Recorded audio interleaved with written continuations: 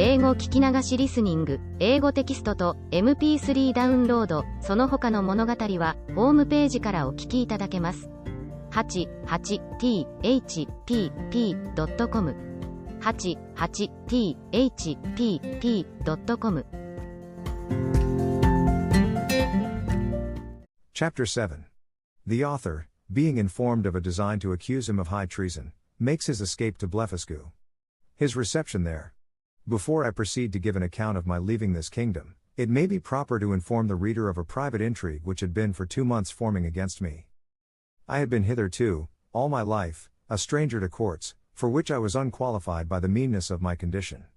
I had indeed heard and read enough of the dispositions of great princes and ministers, but never expected to have found such terrible effects of them, in so remote a country, governed, as I thought, by very different maxims from those in Europe.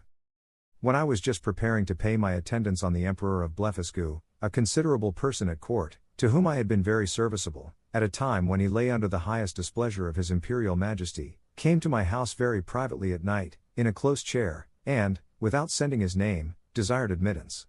The chairmen were dismissed. I put the chair, with his lordship in it, into my coat pocket, and, giving orders to a trusty servant, to say I was indisposed and gone to sleep, I fastened the door of my house, placed the chair on the table, according to my usual custom, and sat down by it.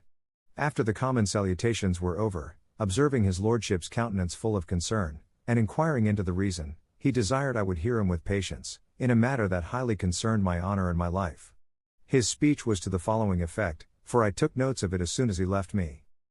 You are to know, said he, that several committees of council have been lately called, in the most private manner, on your account, and it is but 2 days since His Majesty came to a full resolution. You are very sensible that Skyrish Bolgalam, Galbet, or High Admiral, has been your mortal enemy, almost ever since your arrival. His original reasons I know not, but his hatred is increased since your great success against Blefuscu, by which his glory as admiral is much obscured.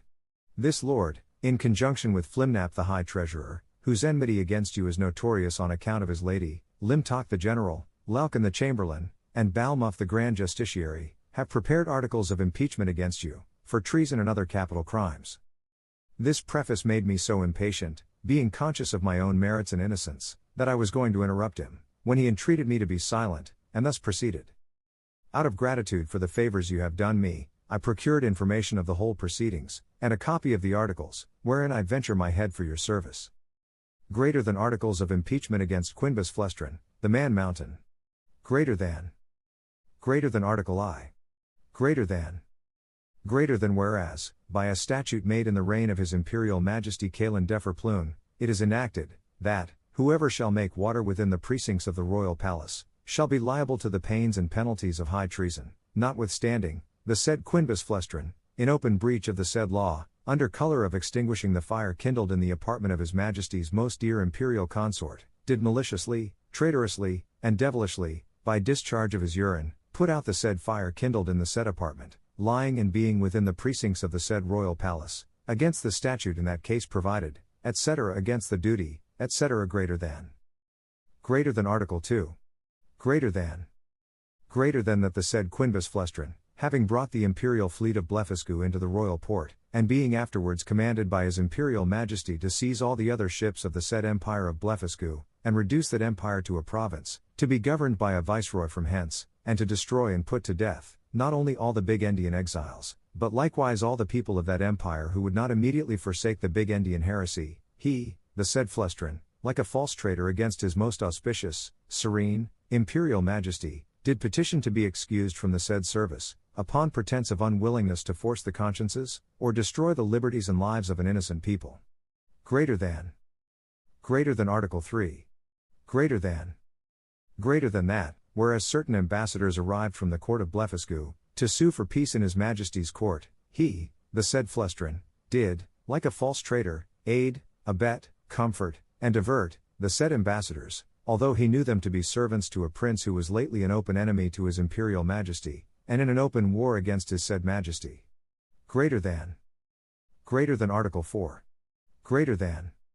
that the said Quinbus Flestrin, contrary to the duty of a faithful subject, is now preparing to make a voyage to the court and empire of Blefuscu, for which he has received only verbal license from His Imperial Majesty, and, under color of the said license, does falsely and traitorously intend to take the said voyage, and thereby to aid, comfort, and abet the Emperor of Blefuscu, so lately an enemy, and in open war with his Imperial Majesty aforesaid. There are some other articles, but these are the most important, of which I have read you an abstract. In the several debates upon this impeachment, it must be confessed that His Majesty gave many marks of his great lenity, often urging the services you had done him, and endeavoring to extenuate your crimes. The Treasurer and Admiral insisted that you should be put to the most painful and ignominious death, by setting fire to your house at night, and the General was to attend with 20,000 men, armed with poisoned arrows, to shoot you on the face and hands.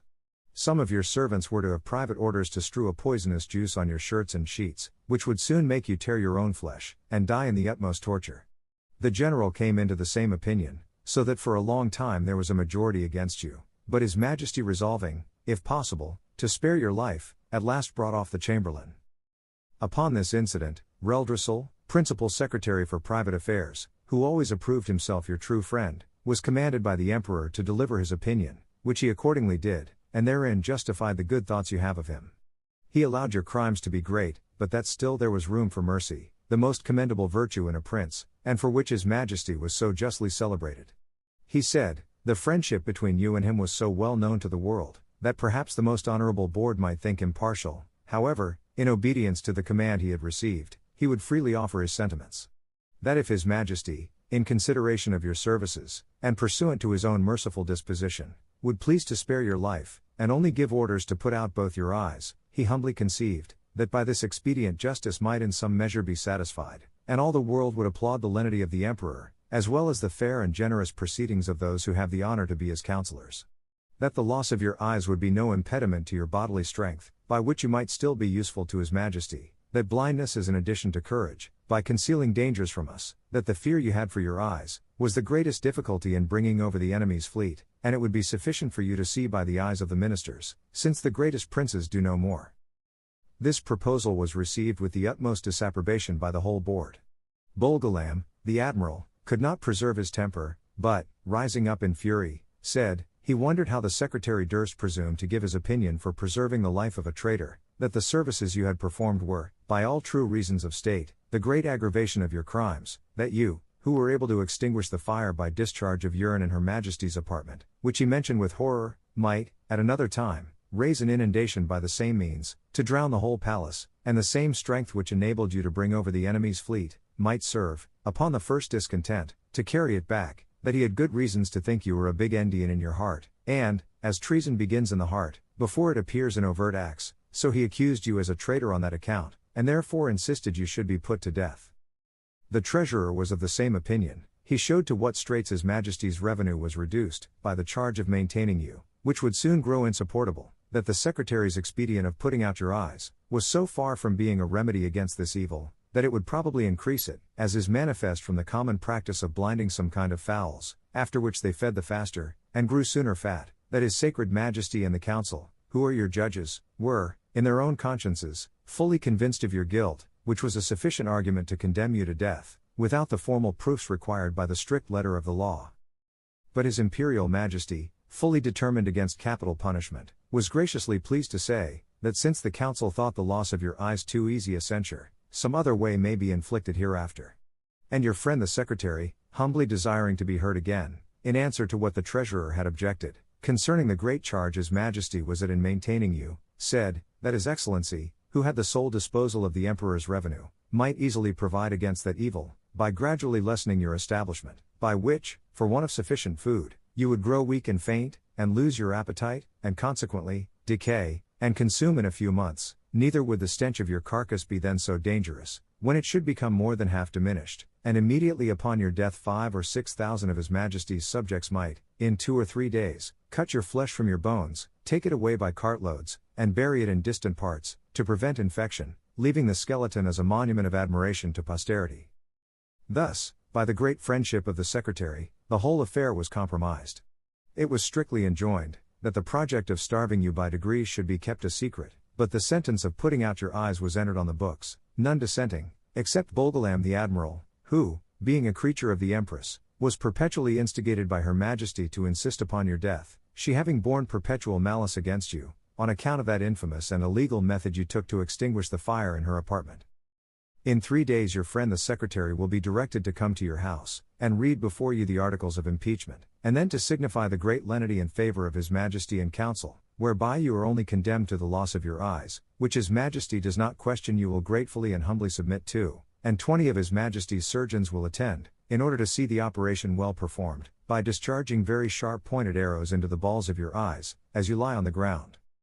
I leave to your prudence what measures you will take, and to avoid suspicion, I must immediately return in as private a manner as I came. His lordship did so, and I remained alone, under many doubts and perplexities of mind.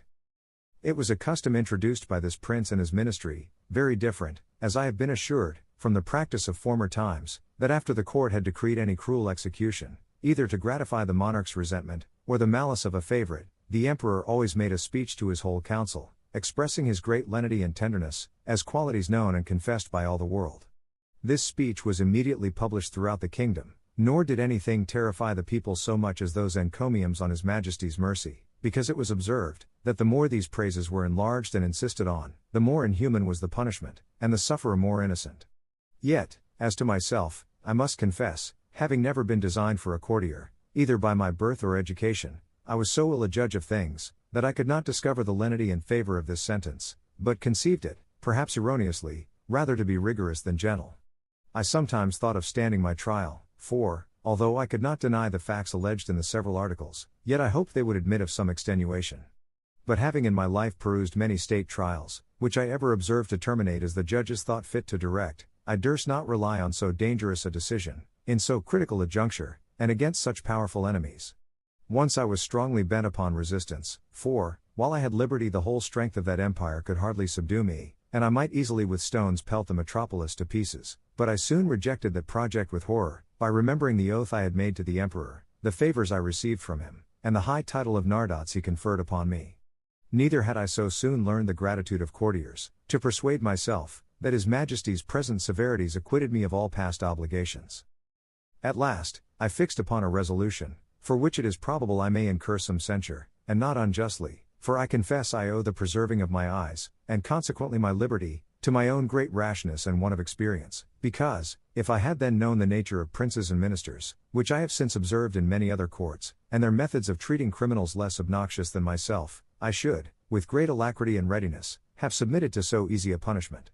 But hurried on by the precipitancy of youth, and having his imperial majesty's license to pay my attendance upon the emperor of Blefuscu, I took this opportunity, before the 3 days were elapsed, to send a letter to my friend the secretary, signifying my resolution of setting out that morning for Blefuscu, pursuant to the leave I had got, and, without waiting for an answer, I went to that side of the island where our fleet lay.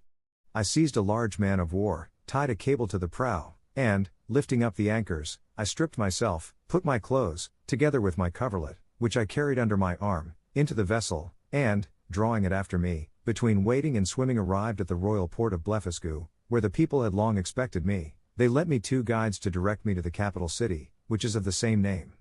I held them in my hands, till I came within 200 yards of the gate, and desired them to signify my arrival to one of the secretaries, and let him know, I there waited his majesty's command. I had an answer in about an hour, that his majesty, attended by the royal family, and great officers of the court, was coming out to receive me. I advanced 100 yards. The emperor and his train alighted from their horses, the empress and ladies from their coaches, and I did not perceive they were in any fright or concern. I lay on the ground to kiss his majesty's and the empress's hands. I told his majesty, that I was come according to my promise, and with the license of the emperor my master, to have the honor of seeing so mighty a monarch, and to offer him any service in my power, consistent with my duty to my own prince, not mentioning a word of my disgrace, because I had hitherto no regular information of it, and might suppose myself wholly ignorant of any such design. Neither could I reasonably conceive that the emperor would discover the secret, while I was out of his power, wherein, however, it soon appeared I was deceived. I shall not trouble the reader with a particular account of my reception at this court, which was suitable to the generosity of so great a prince, nor of the difficulties I was in for want of a house and bed, being forced to lie on the ground, wrapped up in my coverlet. 英語聞き流しリスニング、英語テキストと MP3 ダウンロード、その他の物語は、ホームページからお聞きいただけます。88thpp.com 88thpp.com